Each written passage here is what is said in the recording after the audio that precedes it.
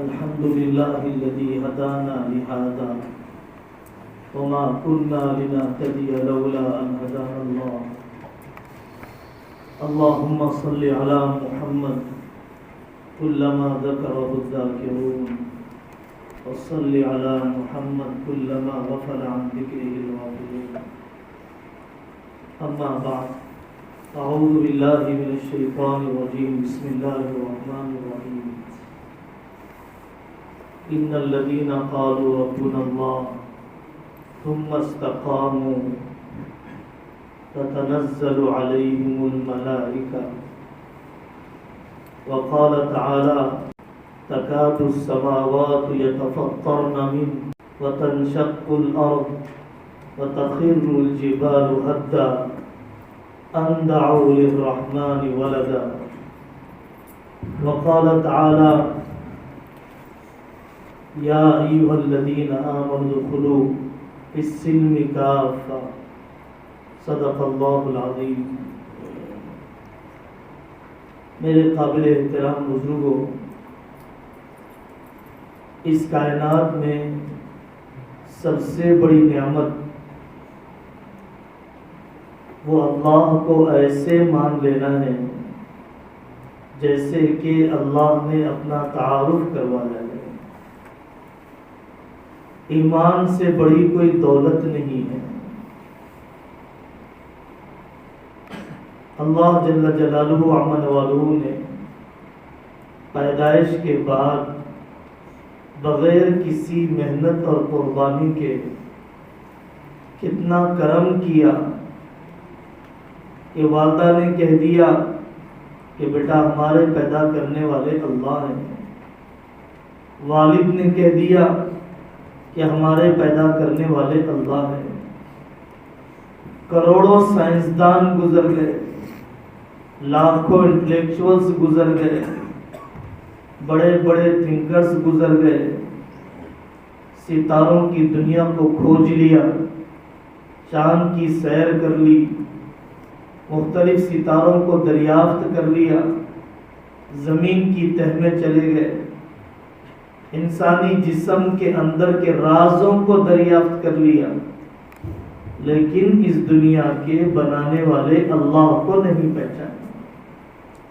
اس سے بڑی انسان کی بدقسمتی اور اس سے بڑا انسان کا نقصان کیا ہو سکتا ہے؟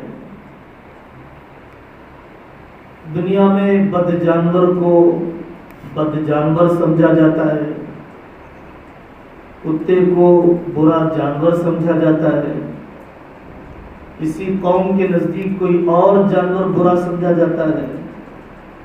اللہ جل جلالہ عمن والہ نے بے ایمان کو سب سے بدتر جانور قرار دیا ہے جو اس زمین پر چل رہا ہے. ان شر الدواب عند اللہ، جو اللہ کی قدرت کو دیکھ کر بھی اندھا بن جائے، ان کی قدرت کو سن کر بھی بہرا رہ جائے، ان کی طاقت کو جان کر بھی بے حس بنا رہے، اللہ جل جلالہ عمن والہ نے ایسے شخص کو شر الدواب، اس زمین پر چلنے والا بدترین قسم کا جانور قرار دیا. انبیاء علیہ السلام نے اپنی نسلوں کے لیے دنیا سے رخصت ہوتے ہوئے بھی جو تمنا اور دعا مانگی ہے وہ نسلوں کے ایمان کی حفاظت کی دعا مانگی ہے. حضرت ابراہیم علیہ السلام نے عراق کو ٹھکرایا، بت فروش بھی تھے اور بت تراش بھی تھا. وہ خاندان جس خاندان میں حضرت ابراہیم علیہ السلام کی پرورش ہوئی، کتنی قربانی دی، گھر کو چھوڑ کر، جائیداد کو ٹھکرا کر، ملک سے دور ہو کے کتنے صدموں کو جھیلا. لیکن اس کے باوجود جب نسل آباد ہو گئی اور آگے سلسلہ چلنے لگا، جو دعا زبان پر ہے وجنبنی وبنی ان نعبد الاصنام۔ اے اللہ مجھے اور میری نسل کو مورتی پوجا سے بچا دیجیے، مجھے اور میری نسل کو شرک کے قریب جانے سے بچا دیجیے۔ آپ جانتے ہیں حضرت یعقوب علیہ السلام کہ دنیا سے رخصت ہوتے وقت، اور قرآن ایسے منظر کشی کرتا ہے جیسے کہ ابھی میرے اور آپ کے سامنے یہ واقعہ پیش آ رہا ہو۔ ام کنتم شہداء اذ حضر یعقوب الموت اذ قال لبنیہ ما تعبدون من بعدی۔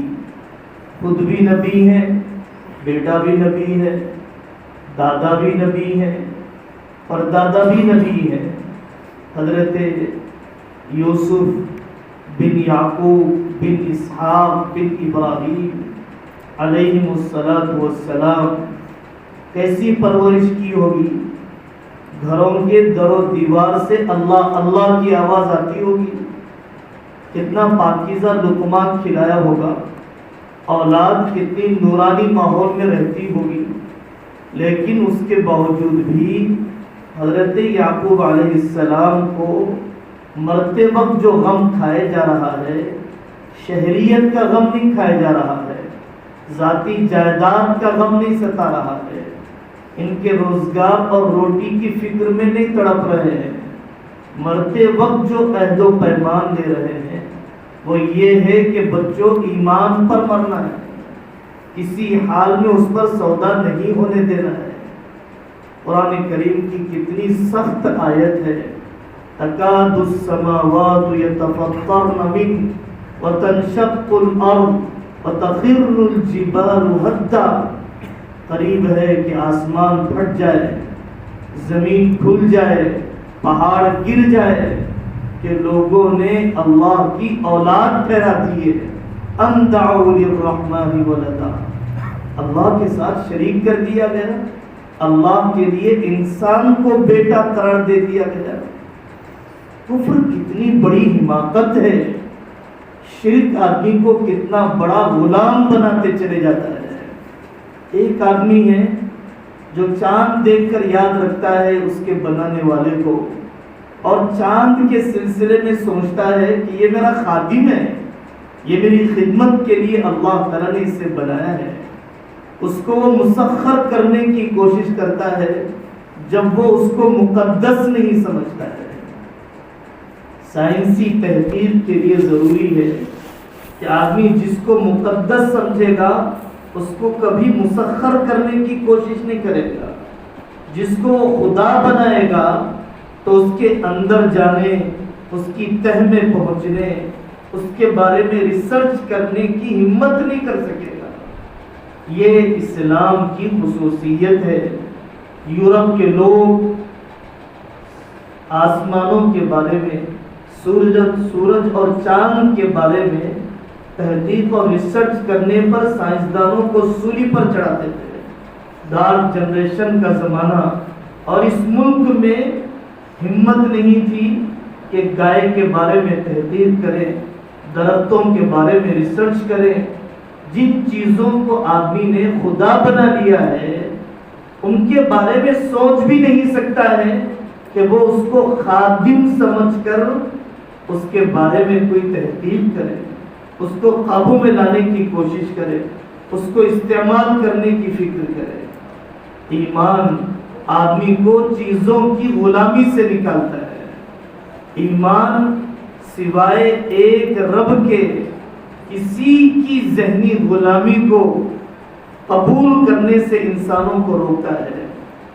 آپ جانتے ہیں کہ اللہ جل جلالہ وعمن والہ نے حضرت رسول اللہ صلی اللہ علیہ وسلم کے ذریعے سے جو شریعت عطا فرمائی، شرک کا وہم پیدا کرنے والا عمل اور شرک کا وہم پیدا کرنے والا بول تک گوارا نہیں کیا گیا ہے۔ عربی زبان میں غلام کو عبد کہا جاتا ہے۔ اللہ جل جلالہ وعمن والہ نے حضرت رسول اللہ صلی اللہ علیہ وسلم کے ذریعے سے یہ کہلوایا کہ غلام کو عبد کہنے سے احتیاط کرو، کیونکہ عبد تو انسان ہے، اللہ کا بندہ ہے، ہم اللہ کے بندے ہیں، انسانوں کے بندے نہیں ہیں۔ تو عبد کا استعمال غلام کے لیے آقا استعمال نہیں کر سکتا ہے، صرف اس لیے کہ شرک کی بو آتی ہے۔ نماز جنازہ میں رکوع اور سجدہ نہیں رکھا گیا، صرف اس لیے کہ کہیں اس جنازے سے مانگنے کا شائبہ پیدا نہ ہو، اس جنازے سے سوال کرنے، دعا کرنے کا شائبہ پیدا نہ ہو۔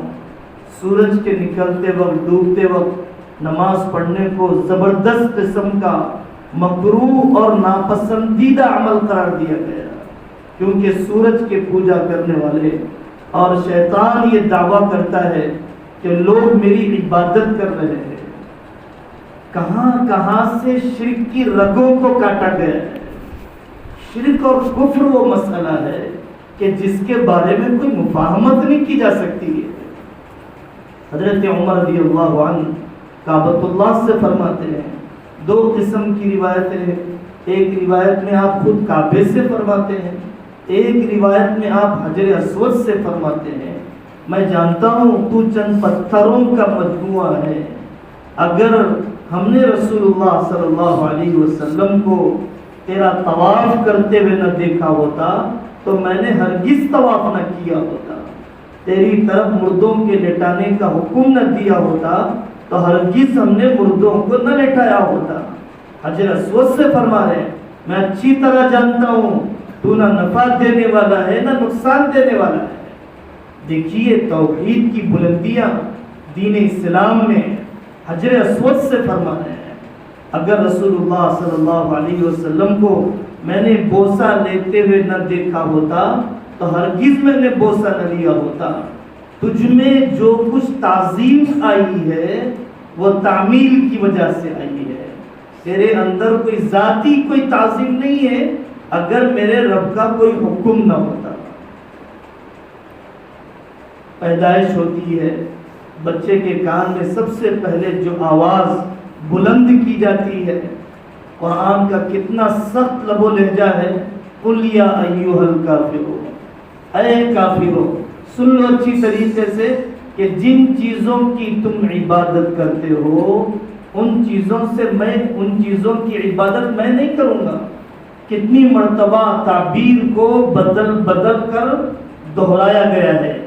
انسانی احترام اپنی جگہ پر، کمزوروں کی مدد اپنی جگہ پر، مظلوم کی نصرت اپنی جگہ پر، کسی دکھے دل کی مدد اپنی جگہ پر، غریبوں بے کسوں کی خدمت اپنی جگہ پر، لیکن کفر سے نفرت بھی اپنی جگہ پر۔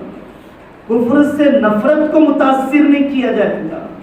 کافر کی خدمت میں، مشرک سے دلجوئی میں، کفر سے نفرت میں کمی نہیں لائی جائے گی، اسلام کی عظمت میں کمی نہیں لائی جائے گی۔ یہی وہ نشہ ہے جب آدمی کو چڑھ جاتا ہے ایمان کا اور عمل کا، حضرت رسول اللہ صلی اللہ علیہ وسلم سے عشق کا، ان سچائیوں پر جینے اور مرنے کا جو سچائیاں اسلام میں ہمیں سکھلائی گئی ہیں۔ تو مرنا آسان ہے، سولیوں پر چڑھنا آسان ہے، تختے دار پر لٹکایا جانا آسان ہے، کھولتے تیل میں ڈالا جانا آسان ہے، دہکتی آگ پر پھینک دیا جانا آسان ہے۔ کیسی کیسی قربانیاں، کیسے کیسے قسم کے تشدد کو قبول کر لیا گیا، اذیتوں کو نبھا لیا گیا، مردوں نے نبھایا، عورتوں نے نبھایا۔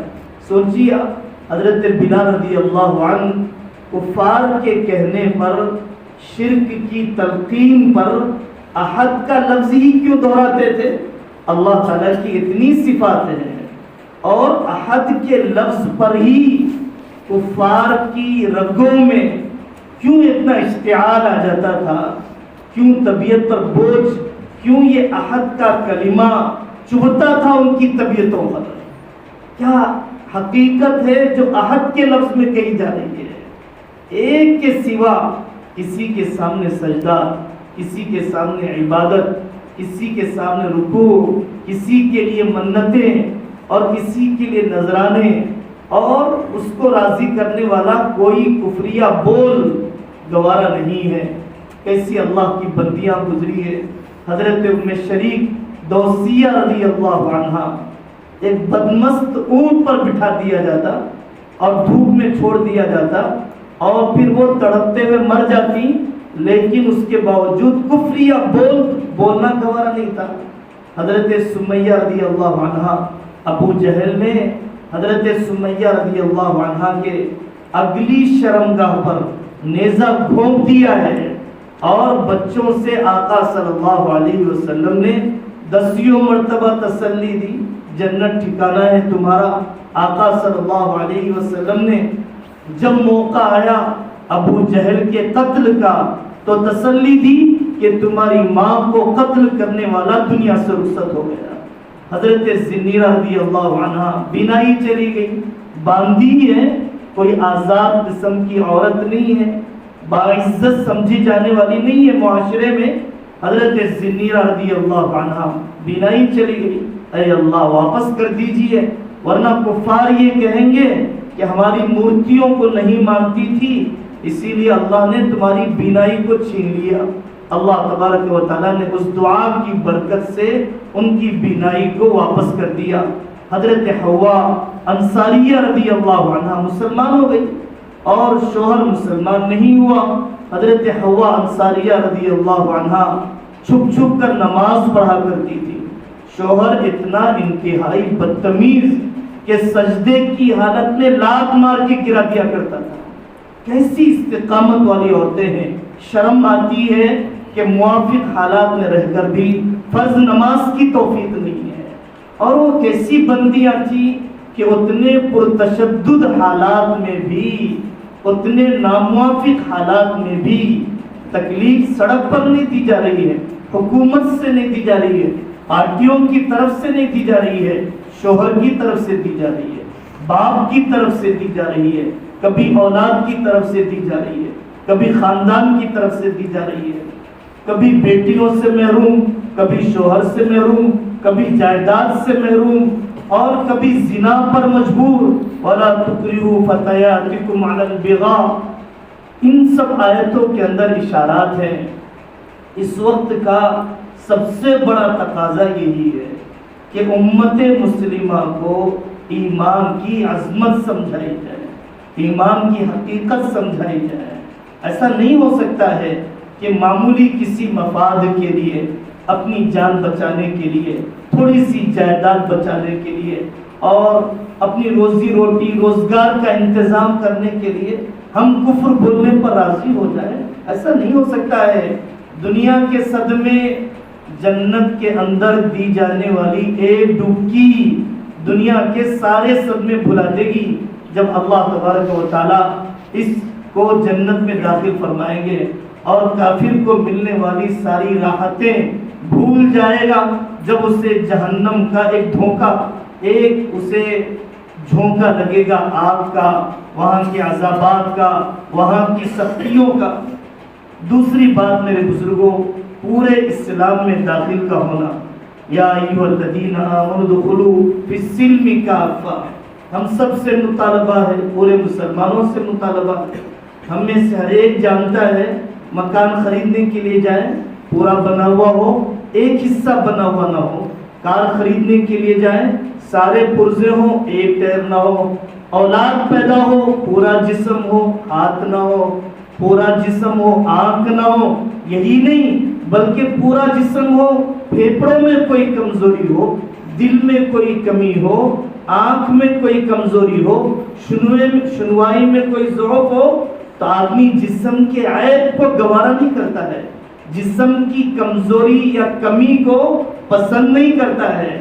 اس کی ایک کمی اسے ستاتی رہتی ہے کہ میرا بہراپن کیسے ختم ہونا چاہیے، میرا لنگڑا پن کیسے ختم ہونا چاہیے۔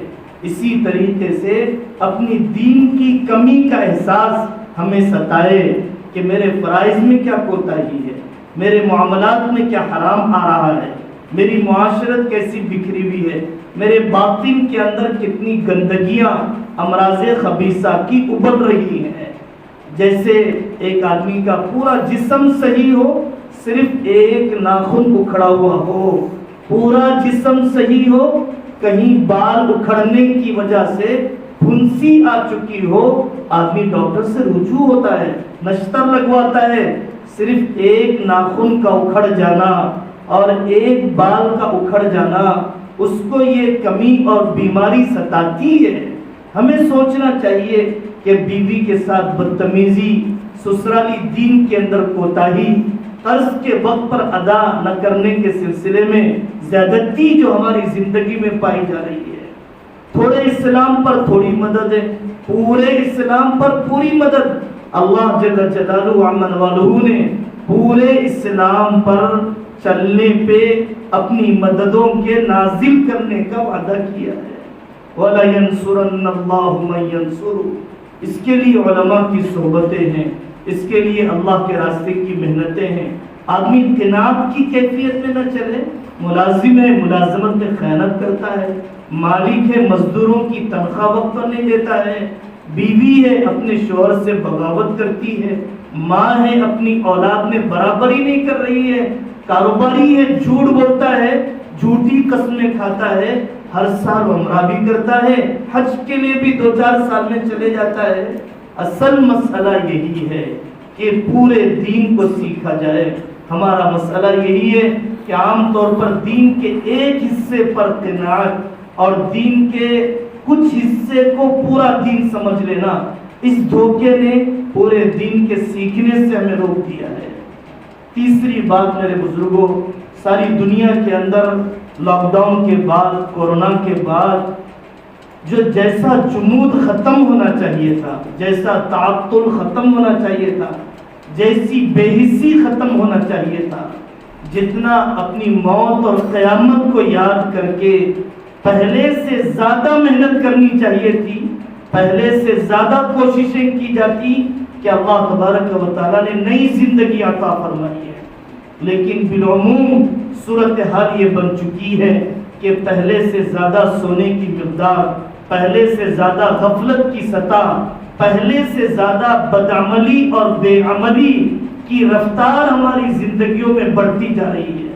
ابھی بھی مکتب پوری قوت سے ہم شروع کرنے تیار نہیں ہیں، ابھی بھی ہم مدرسے پورے نظام کے مطابق ابتدا کرنے کے لیے ہم آمادہ نہیں ہیں، ابھی بھی اپنے بچوں اور اپنی عورتوں کو لے کر صبح سے شام تک گھر میں 3 نسلیں موجود ہیں، تربیت کا کوئی مستقل اور مکمل نظام بنانے کے سلسلے میں حوصلے بھی نہیں کر رہے ہیں۔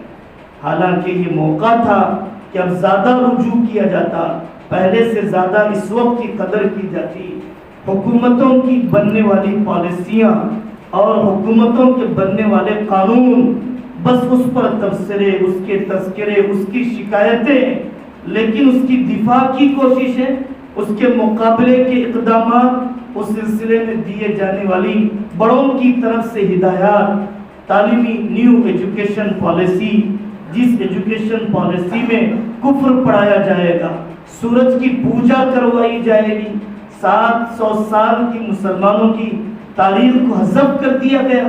میں نے یہ سوچ کر، یہ سن کر کیا اپنی اولاد کو ایمان کی عظمت بتلایا؟ کیا میں نے یہ سن کر اپنی اولاد کو مسلمانوں کی تاریخ سنائی؟ کیا میں نے جب یہ سنا کہ نیو ایجوکیشن پالیسی میں ڈانس کو آرٹ کے طور پر پڑھایا جائے گا اور اسی طریقے سے گانے بجانے کو بڑی اہمیت سے رکھا جائے گا اور سنسکرت کی زبان غالب رہے گی اور ہندو راشٹر قائم کرنے کے سلسلے میں پورا رنگ بھر دیا گیا ہے، ڈرائنگ کرنے کے لیے بھی مورتیاں دی جائیں گی، تو کیا میں نے اپنی بیٹیوں کو بٹھا کر، کیا میں نے اپنی اولاد کو بٹھا کر یہ عہد و پیمان لیا کہ جس کی وجہ سے کفر کی نفرت ان کے دل میں باقی رہ جاتی، اور اگر میں زندہ رہتا نہ رہتا میری اولاد ان کفریہ اعمال کے لیے کسی حال میں قبول کرنے پر راضی نہ ہوتی؟ اصل یہ کوششیں کی جاتی تھی اور اصل یہ رخ تربیت کا اپنایا جاتا تو واقعی ایک زندہ دلی کی علامت تھی، واقعی یہ ایمانی صفات کی علامت تھی۔ اور آخری بات، اس ملک میں ہم اقلیت میں ہیں، مسئلہ اقلیت اور اکثریت کا نہیں ہے۔ حضرت قطب ربانی حضرت مولانا رشید احمد گنگوہی رحمۃ اللہ علیہ اس حدیث کی روشنی میں لن یغلب 12,000 عن قلت، آقا صلی اللہ علیہ وسلم نے فرمایا کہ جب مسلمان 12,000 ہو جائیں گے تو کبھی قلت میں ہونے کی وجہ سے شکست نہیں کھائے جائیں گے۔ جب مسلمان 12,000 کی تعداد میں پہنچ گئے، اتنی خوشی منانے لگے کہ اب ہم مغلوب نہیں ہو سکتے ہیں، اب ہم ہار نہیں سکتے ہیں، کیونکہ آقا صلی اللہ علیہ وسلم نے فرمایا کہ 12,000 مسلمانوں کی تعداد مائنورٹی نہیں ہے، 12,000 مسلمانوں کی تعداد اقلیت نہیں ہے۔ حضرت گنگوہی رحمۃ اللہ علیہ اس حدیث کی روشنی میں فرماتے تھے ہاں شکست کھا جائیں گے، قلت کی وجہ سے نہیں، علت کی وجہ سے، اپنی بے دینی کی وجہ سے، اپنی بزدلی کی وجہ سے، اپنی پست ہمتی کی وجہ سے، اپنے داعیانہ کردار کو ادا نہ کرنے کی وجہ سے، ہم نے ظلم کیا، نہ دین پر خود عمل کیا۔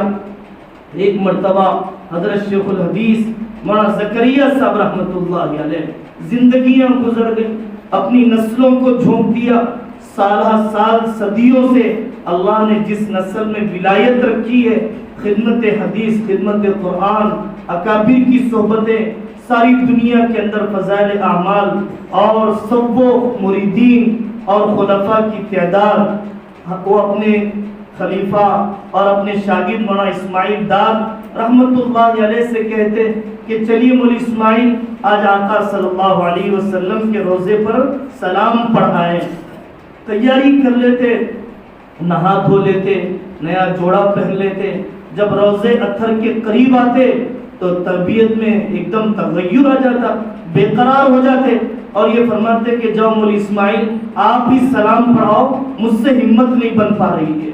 ایک دن ایسے ہی گزر گیا، دوسرا دن گزر گیا، تیسرا دن گزر گیا، تیسرے دن بڑی ہمت کی اور روزے اطہر کے قریب تشریف لے گئے اور وہاں پر سلام پڑھ کر کہنے لگے یا رسول اللہ زکریا آیا ہے، نہ ہی اس نے صحیح طریقے سے علم سیکھا، نہ ہی صحیح طریقے سے عمل کیا، نہ ہی صحیح طریقے سے اسے پہنچایا۔ زکریا کے پاس کوئی چیز نہیں ہے سوائے استغفار کے آنسو کے، سوائے توبہ کے آنسو کے، آپ زکریا کے لیے استغفار کر دیجیے۔ میرے عزیزوں، بزرگوں کے دلوں کی کیفیت، ان ساری قربانیوں کے باوجود دین پر اپنی صلاحیتوں کو جھونکنے کے جذبے، ہم نے اپنی زندگیوں کا کتنا حصہ، اپنی راحتوں کا کتنا حصہ اس پر ہم نے قربان کیا ہے۔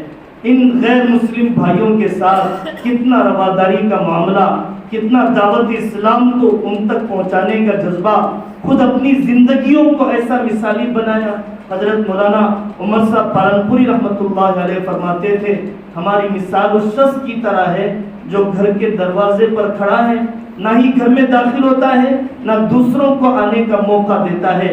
ہم اسلام کے دروازے پر کھڑے ہیں، نہ دوسرے کو داخل ہونے دیتے ہیں، نہ خود ہم پورے عمل کرنا چاہتے ہیں، نہ دوسرے کو داخل ہونے کا موقع دیتے ہیں، نہ خود اپنی زندگیوں کو اسلام کے مطابق بناتے ہیں۔ اللہ تبارک و تعالی ہمیں صحیح علم و عمل کی توفیق عطا فرمائے، ہمارا اور ہماری نسلوں کا اسلام پر جینا، ایمان پر مرنا اللہ تعالی ہم سب کے لیے مقدر فرمائے۔